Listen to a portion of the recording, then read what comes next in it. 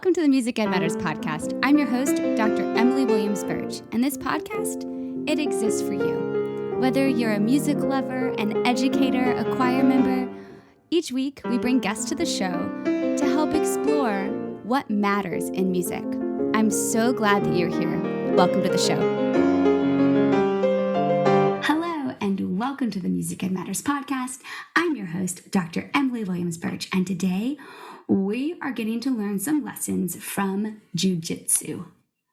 My friend, Dr. Jeff Wall, who works as a Director of Choral Studies at Northeastern State University in Oklahoma, is finally on the podcast, y'all. I have been so excited for this episode since I first talked to Jeff about his connection of Jiu-Jitsu practice and choir rehearsing. And today you get to hear what transferable skills come from the Jiu-Jitsu mat and can be applied to the choir rehearsal. But don't worry. I don't know anything about Jiu-Jitsu. So Jeff will talk us through what that means, what it is, and what lessons we can learn. And really what it turns out, this episode becomes a bunch of principles and anecdotes, a bunch of motivation and inspiration. And y'all check out the quote cards because they are on fire. I'm so excited to bring this episode to you. Of course, this episode is brought to you by our friends over at Perform International.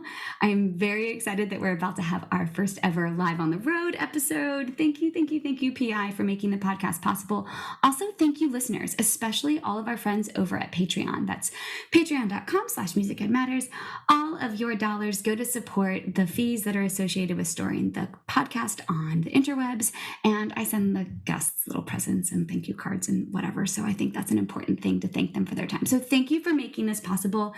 I'm so honored to be your host. So I've talked enough. That's plenty. Let's learn all about the transferable skills we can learn from the Jiu-Jitsu mat into the singing and choir world with my friend, Dr. Jeff Wall. Today on the Music Ed Matters podcast, we are welcoming my friend and fellow graduate of the University of South Carolina, Dr. Jeff Wall. Hello, Jeff. Hi, Emmy. How are you? I'm so thrilled this conversation is finally happening. Yeah, me too.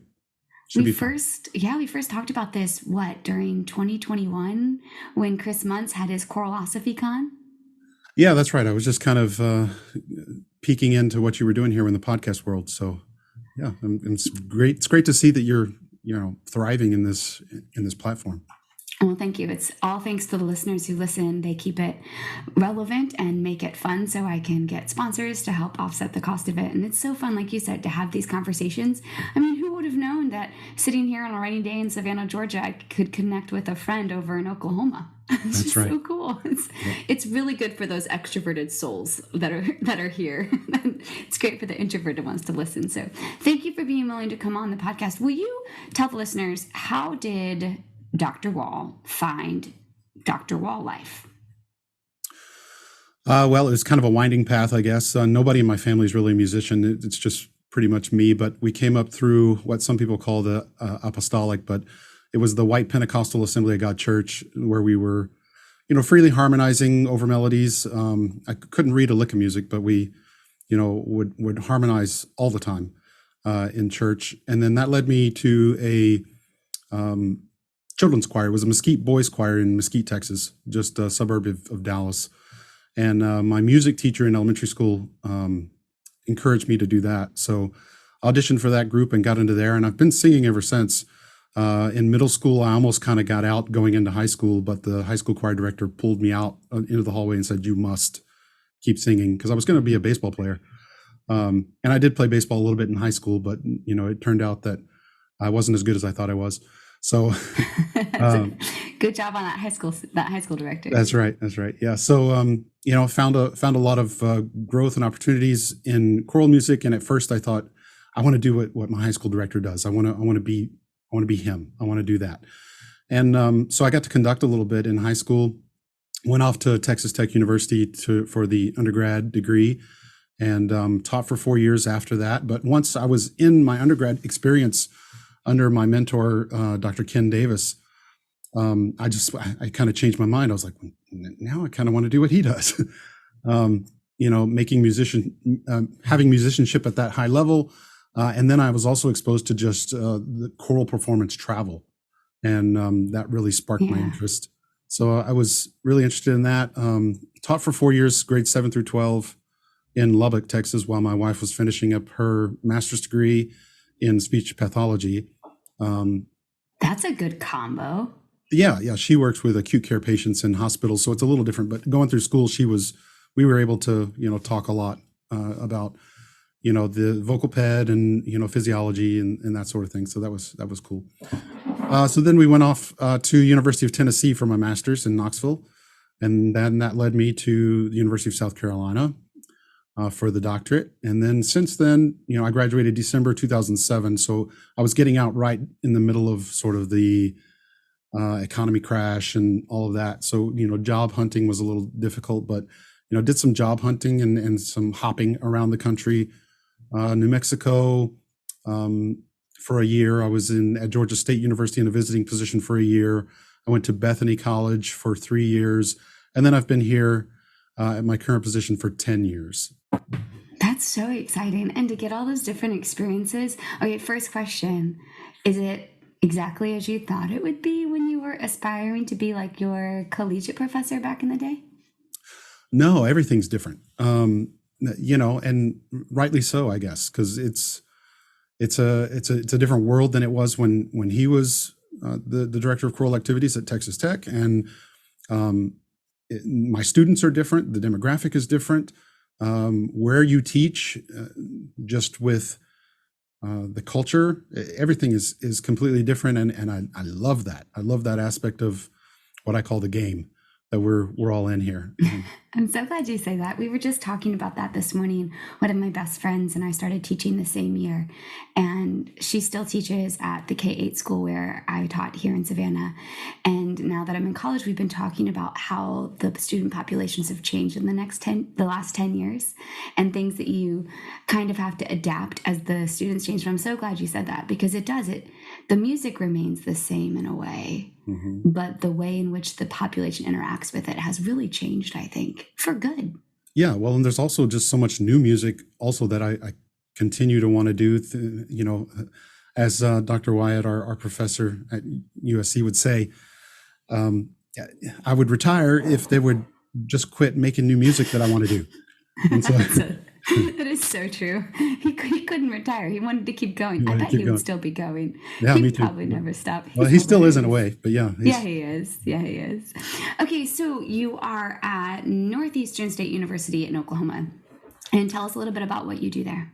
That's right. Yeah, I'm the Director of Choral Activities, and I primarily conduct 2 choirs, the University Community Chorus, which is a neat collaboration between students and community members, faculty, staff, people from all walks of life in the community. And then the University Singers, which is what I call my pocket choir.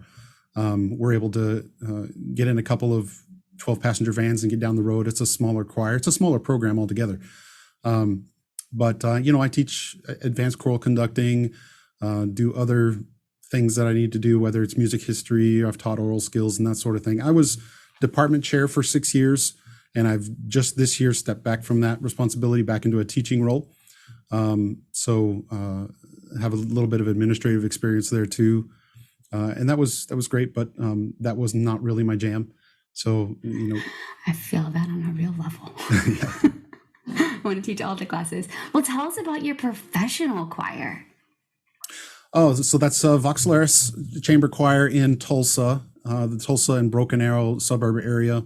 That really kind of, with my co-founder, Justin Rosser, who's the high school director at Broken Arrow High School, we kind of just had a conversation at one of the local conferences and said, what's missing in this area? What do our colleagues need? And it felt like a lot of our music educator friends, church musicians, professional musicians, my alumni that were out in the world and just needed more opportunities to sing after college. We felt like there was a need there, aside from, and there's the Tulsa Chorale here in town, but that serves more like a community professional symphony chorus situation. And so this was more of a chamber choir that we were able to form. And so we operate on a biannual model, once in the summer, once in the winter. I send out music. We rehearse for 2 days prior, and then we perform. That's awesome. We call those workshop choirs. And I just did an episode like 2 weeks ago. That's how our choir is transitioning to that model because of my new job. And I love it. They come so excited to learn in Right. that model. That's awesome that you've been doing that for so long. Yeah, that started in 2017, summer 2017, and since then we've kind of revised some things. We've in the summers now we do a series called Choir on Tap, where we bring choral music in a concert setting. It's kind of like beer choir, but it's a formalized concert in their brew space in a lot of different breweries around town.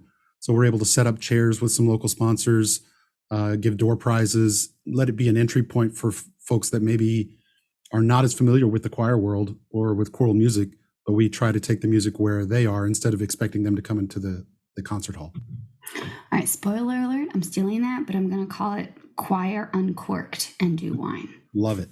Love it. Okay, cool. And then we can maybe collaborate and you can come travel over. We can do a tap over here and we can do a tap over there. That'd be so fun. That'd be awesome. Okay, so you've given us how you got into music and you've given us about what you're doing professionally. But on the side, with all your spare time, you're also big into Jiu-Jitsu. Did I say it right? How did I You do said it? it right. That's right. Yes! Brazilian Jiu-Jitsu. Yeah, I've been doing Brazilian Jiu-Jitsu for 17 years now. I'm a black belt in that art form. I have been in the martial arts in some form or fashion for about 30 years plus, doing all things from Muay Thai kickboxing to Kung Fu to everything. But I found Brazilian Jiu-Jitsu to be the most effective of the martial arts. So that's what I do. It's what I have my daughters in. It's a whole nother community. Okay, so give us like the non-martial arts explanation of what this is. Sure. So much like wrestling, it's a form of submission grappling. It's described by many as having like the mental challenges of chess with like physical consequences via pins and joint manipulations, arm bars, toe holds, knee bars. There's strangulation holds, those sorts of things to try to make your partner pass out, that kind of thing. It's really effective. It's also really effective for military and law enforcement to be able to control a person just on the ground without injury. You can do that pretty effectively if you know how to do this art form. So yeah, it's a great form of martial art. It's a method of self-defense that's really effective. It's a competitive sport. It's a hobby. It's a lifestyle for many. Wow. Okay. We'll get back to these arm holds, bars, things. But what I was so excited about when you and I were talking at the Choral Con a couple years ago, you lit up when we were talking about ways that you could ignite the things that excite you into new conversations. And you came up with this idea, transferable lessons from the Jiu-Jitsu mat. I didn't say it as well that time, That's but okay. I tried. You did. Yeah, and it all kind of stemmed from your excitement about what your endeavors, and you were in the beginning stages of writing your book, and I'm really excited for you on that. And I was feeding off of your excitement. I was also feeding off of Jacqueline Normandy and her choral. It was a yoga element that she was kind of connecting with choral musicians, and I was like, how can I connect my two passions that seem completely on the opposite sides of the universe, but what can I find that are transferable lessons from the jiu-jitsu mats to the choral rehearsal room? All right. So what did you find? What All has right. been your exploration since then? So yeah, we can get into that a little bit. Some of it is what are the successful methods of instruction, sequencing, and communication, and how do we apply these, in the choral rehearsal? Some of the skills, like one of the things is that a lot of folks do jiu-jitsu to fight mental illness through community, camaraderie, and focused skill building.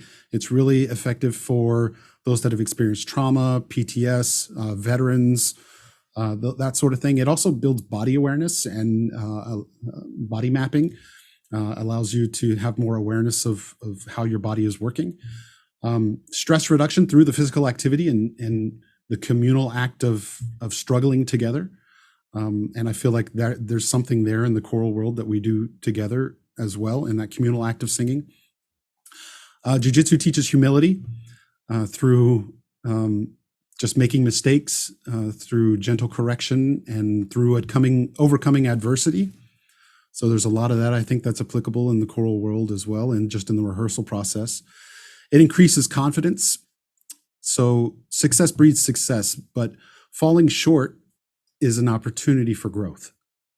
And so these are lessons that I've learned on the mats that have transferred to my choral world pretty successfully. So you want to be successful, but you have to go through the weeds, so to speak, to get to that. So you have to fail to succeed.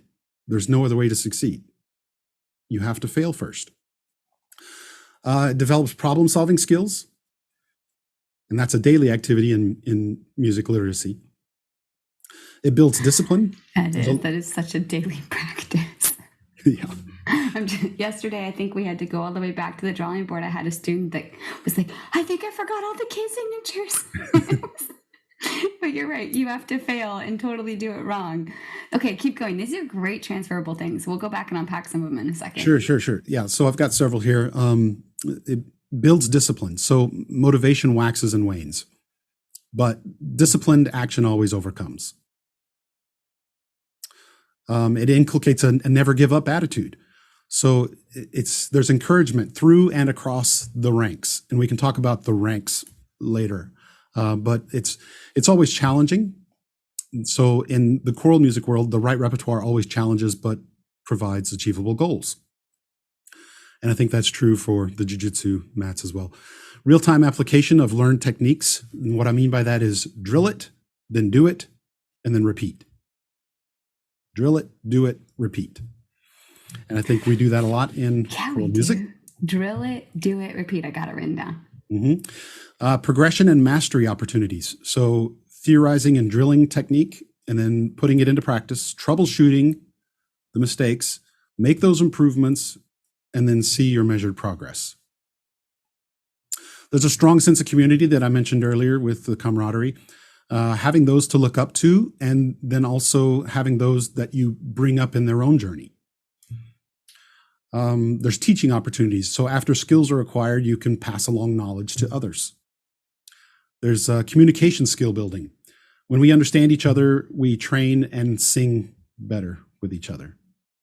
On the Jiu-Jitsu mats, the way that works is, when we call it the bow tap, but when you slap hands before you actually roll in live sparring, there's an understanding of, I'm going to go as hard as you go. So if you're going at 50%, I'm going to match your energy. And we have to remember that as choral musicians as well, and as leaders, choral leaders, that they're going to match our energy. I know, Emmy, you have no problem with energy. No, I love how you're giving the examples too, because you're rolling through these awesome steps that are just sparking ideas as you're saying them. And whether we know them or not, they're reminding us of why we're here. Especially, we were just talking before we pushed record. It is May 10th, and I am ready for summer, and there are 3 more weeks left of the quarter. And it is such a good reminder that it's more than just being motivated, it's being disciplined, and it's more than just showing up, it's bringing the energy that they need so they can match it. These are such great reminders. Yeah, when you get up in the morning, it's never, at least for me, it's always, it's not, do I feel like doing what I need to do? It's that I've done this every day, I know how this goes, I'm going to get up and do what I need to do, whether I feel like doing it or not. So that's the discipline that you have to have. So good. Successful. Not push that snooze button and just get going. Once you get going, though, it's so wonderful. I'm really glad we're talking about discipline, because this is something that I don't think I can teach, because I'm just a disciplined person. What do you mean you're not going to do what's on your running plan today? That is what's on the calendar to do. So you're going to do that. And if you don't do that, I don't understand why you didn't do that. It just doesn't click. And I bet you're the same with going to practice and all the things that need to happen. What's the thing that gets you on the mat? What is the piece of the puzzle most that gets you on the mat? There's a lot of different reasons why I step on the mat. One is, it's of course for the self-defense aspect, and I wanted to learn an effective skill. But otherwise, it's also a therapy for me. This is an aside, but my oldest daughter is a twin, and we lost her twin sister shortly after birth. Sorry. and it's okay. But my wife almost died also from the same bacterial infection shortly thereafter. So we were dealing with a lot at that time, and the jiu-jitsu mats was a form of therapy for me. It allowed me to express emotions and to have a physical outlet, but also the community and camaraderie that wrapped their arms around me at the time that I needed it the most. So it was it was a beautiful thing, and it's also why I have my girls involved in it in the kids classes, because it gives them an outlet to deal with their emotions. And isn't that choir too? It's so Yes. interesting. I teach a sight singing class, and everything is applied to choir at the end. So it's kind of like a choir, but it's not a choir on paper. And the coolest part is how they reflect in their weekly journals of how much it means to sing in that community. Right. So many times I didn't know that I would feel like this when we all sing together, is a comment that happens regularly. So what a great transfer between why you get on the mat and why we show up at choir. It's That's such a right. good reminder too, when we're lacking the motivation to go in and do that score study, to make a great rehearsal plan. And you talked about sequencing, and we need to go back and talk about ranks. But that's such a good reminder that someone in that room needs to sing whatever it is you have planned for that day to Right. process what they're going through. And that's the same for you when you feel unmotivated, but you need the discipline to get on the mats or into the choral rehearsal room, is that maybe you don't feel like it today, but maybe someone else needs you to be there. Yeah, that's so good. Such a good reminder. So moving on here, the other thing is like dealing with pressure. It's very difficult on the jiu-jitsu mats when you're just getting wrecked. Someone is more skilled than you, or you're just not feeling great that day, but you've had the discipline to get on the mats anyway, but your body's not moving like you want it to, or things like that. But establishing a culture that accepts the mistakes and learns from them. So we tap out in jiu-jitsu. That's our way of saying, "Uncle, I give up." And nobody has gotten to the black belt level without thousands of taps. So you either tap your partner or you tap the mat.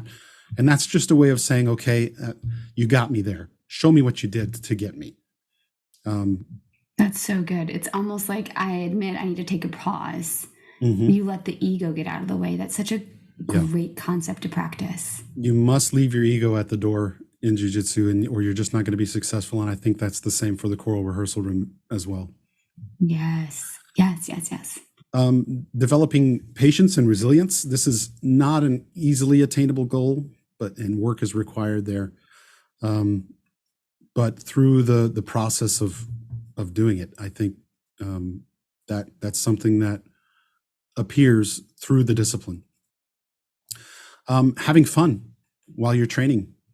So jiu-jitsu practitioners we describe ourselves as jiu-jitsu players, not as practitioners, or as some people say competitors if they're strictly competitors, but there's, like I mentioned before, hobbyists, and people do it for all different reasons.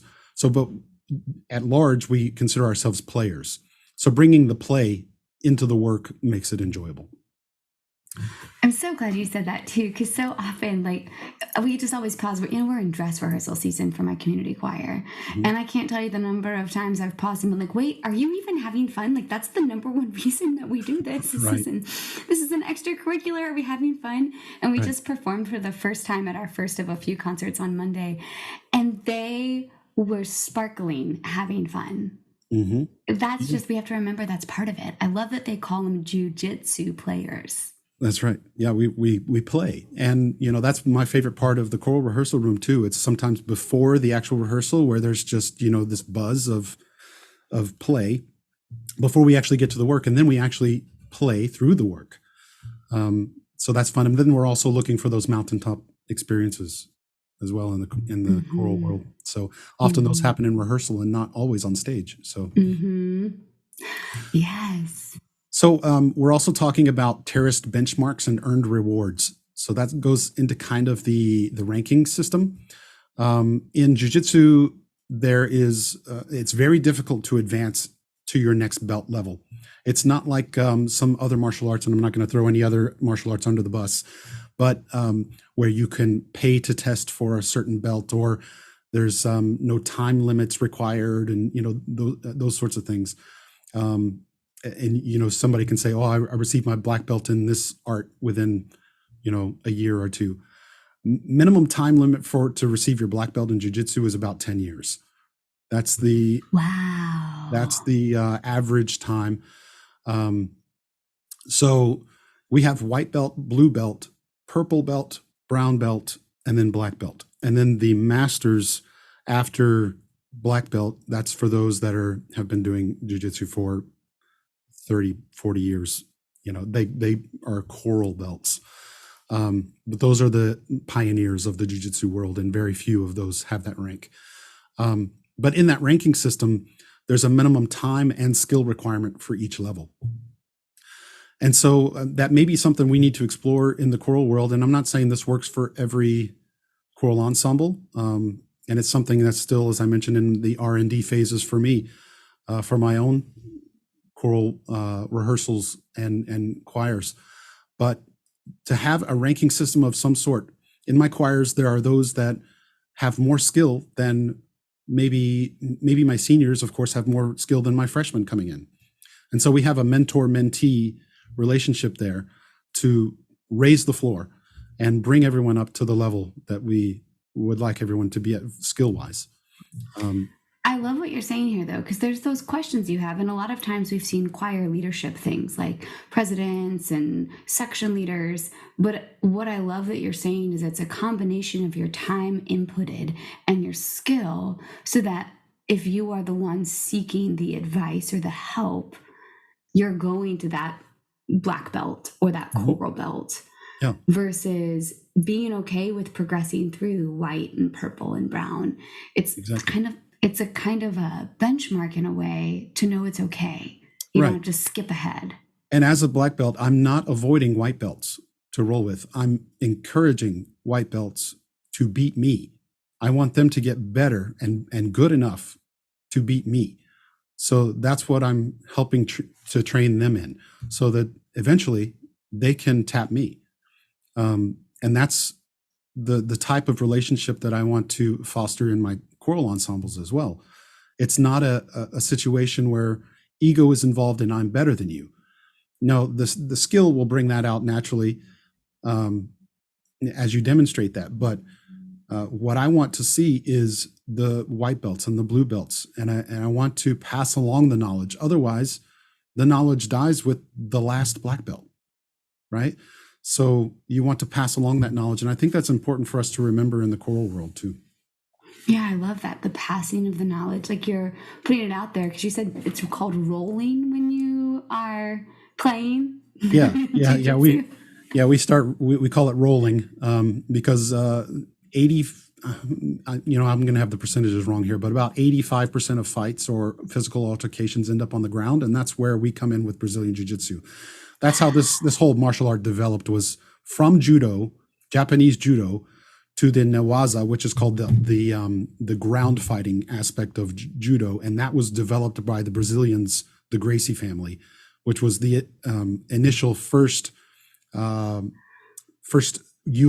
the Ultimate Fighting Championships, the mixed martial arts cage fighting for different nomenclature there. But that's Royce Gracie was the first champion using Brazilian Jiu-Jitsu against all of these other styles of Taekwondo and kickboxing and wrestling and sumo and everything. So it became the most effective martial arts against all the others.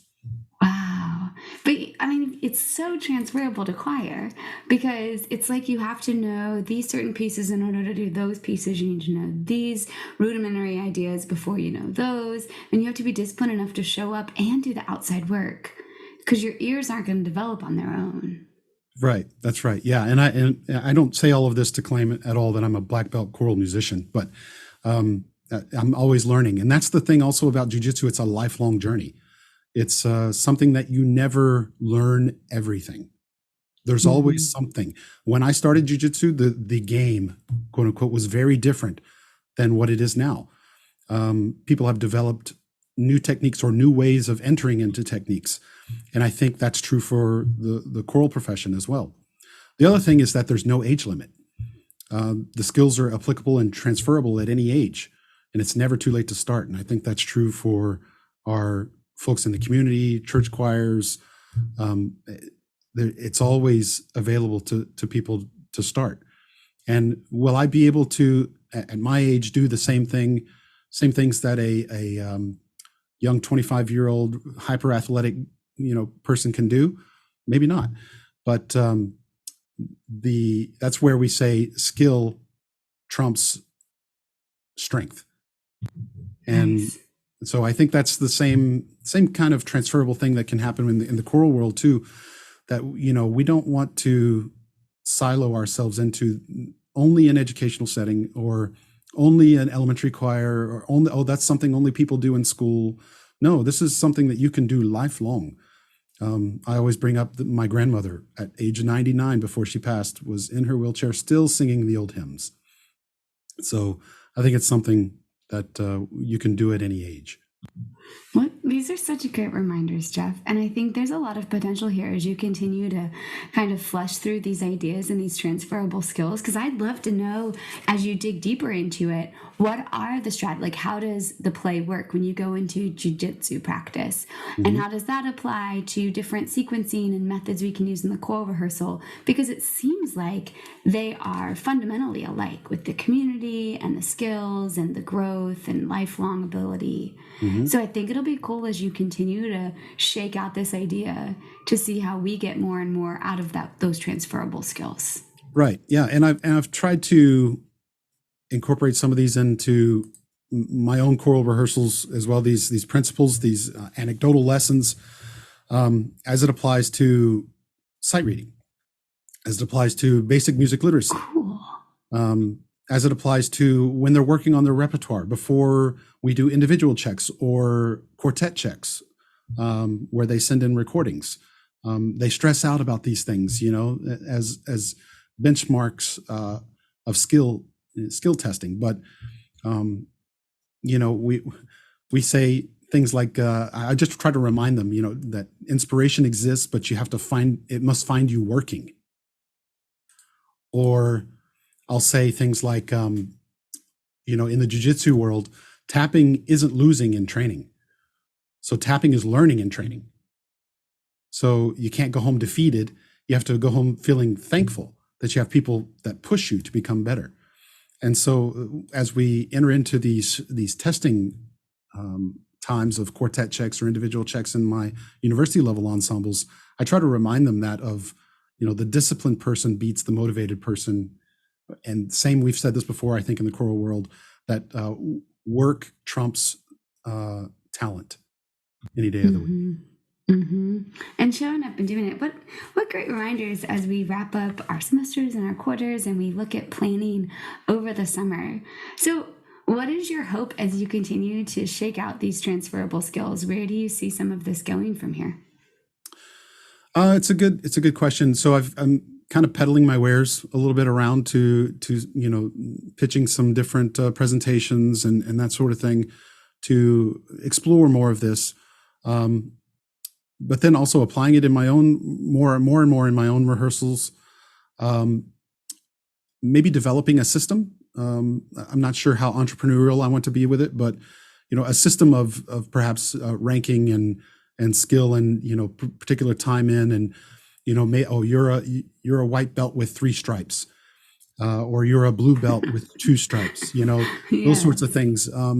Not to belittle anybody or put anybody down, but just as a way to know and measure your progress through the skill learning tree of learning. It helps. It's amazing on the jiu-jitsu mats for me to see someone get so excited about a thin strip of athletic tape being applied to their belt as a stripe. It's a motivating thing. It's motivating to continue your journey, to say, I've made this kind of progress. I'm so proud of myself at this level. And now I'm looking to get my next stripe or advance up to my next belt color. So something along those lines I may experiment with a little bit. That's so cool. You'll have to keep us posted because I knew you were excited about it, but to hear all those transferable skills, and it makes me think about, someone listening, you might not be into marathoning like I am or jiu-jitsu like Jeff is, but whatever your other passions, you started the conversation with that, is that you were trying to find a way to link two things that you were exceptionally passionate about. And I think when you have yourself do those type of transferable things and it's all interconnected, it's just creating more neurons firing in the brain so it all works better. Yeah, and I think that everybody needs to find their thing. Whether it's marathons for you, jiu-jitsu for me, maybe it's yoga for somebody else, maybe it's writing, poetry, whatever the case may be. If you can find something that is completely different than the art of the choral world and find those transferable skills and lessons to apply in your rehearsals, I think that makes all the difference in the world, and it makes you as a choral leader. I love that, because we always sometimes forget that we're not measuring up against anybody else but ourselves, and we're on our own little path, and we're the only us that there is in the whole planet. So what great reminders, Jeff. This has been so fun talking with you. Yeah, a lot of fun. Thanks for having me. So before we sign off, are any good books you're reading right now? Yeah, there's a couple. So I'm halfway through Becoming the Choral Poet by Jerry McCoy. There's a lot of good lessons in there, and he uses a lot of great examples for the skills that he's introducing, and then says this is how you can use them in these particular pieces of repertoire. Then there's a couple of unrelated things from my jiu-jitsu world, like Jocko Willink is somebody that I follow. He is a former Navy SEAL commander and black belt in jiu-jitsu. He's also big in entrepreneurship. He has his own company that helps consultation with a lot of businesses. One of his books, and they work in kind of tandem with each other. One is Extreme Ownership, and then the other one is the Dichotomy of Leadership. So those two books have helped me develop as a leader, not just in my rehearsals, but in other aspects of life too. Awesome reads. Yeah, thank you so much for sharing those. So we've talked about a lot of jiu-jitsu. Are there any type of organizations or places that if someone's like, I'd like to give that a try, where would they go to explore more about that world? You mean about jiu-jitsu? Mm-hmm. Oh, so there are jiu-jitsu academies now across the nation and actually worldwide. So likely within and this didn't used to be the case. When I started, you would have to drive maybe an hour, 2 hours to find the nearest black belt expert. Now they're all over the place. So within your local community, you could find an academy. Just the hardest step is the first step onto the mat. But just go and try it, talk with the academy owner. And there's always more academies around. If one is not a good fit, go to another academy. There's lots of academies out there, but otherwise, I want to, of course, because my work with Southwestern ACDA, that's one organization that I'm working a lot with. Another is the Mighty Oaks Foundation that I hope to plug a little bit. That is one that's connected with the jiu-jitsu community. It's a faith-based organization, but it helps those with PTS, especially veterans and law enforcement and those that are first responders, to deal with their PTS through workshops and trips and camps and those sorts of things. So I think it's an important organization as well. These are great. Thank you so much for sharing. I'll make sure that we put them up in the episode notes so folks can find out about them as well. So we've talked about things that are inspiring you. We've talked about organizations. We've talked about books that you're reading. We have one final question. What's the one thing that really matters that you want the listener to walk away from this episode with? Well, it's kind of connected to the jiu-jitsu conversation, but it's also just kind of been my mantra the last few years, which is contentment without complacency. So I guess what I mean by that is contentment, being happy and fulfilled with the work that you're currently doing with the singers that are in front of you, but always looking for the next challenge. I love that. Contentment without complacency. What a great mantra. Thank you for sharing it with us. And thank you for your time today, Jeff. I'm so thankful this finally happened. Yeah, me too. I've enjoyed it. Thanks, Emmy. I took some notes. 1, discipline and motivation. 2, dealing with pressure and creating culture that is positive. 3, having fun and bringing the play. How cool is that? Drill it, do it, repeat. I'm motivated. I hope you are too. It's been so fun bringing this episode to you today, but I say that about every episode because we are so lucky to call this our profession. So in case no one has told you today, my friend, you matter. We all know that music matters, especially lessons that we can learn from the Jiu-Jitsu mat and apply into our choral spaces and singing spaces. And I'll see you next time on the Music Ed Matters podcast.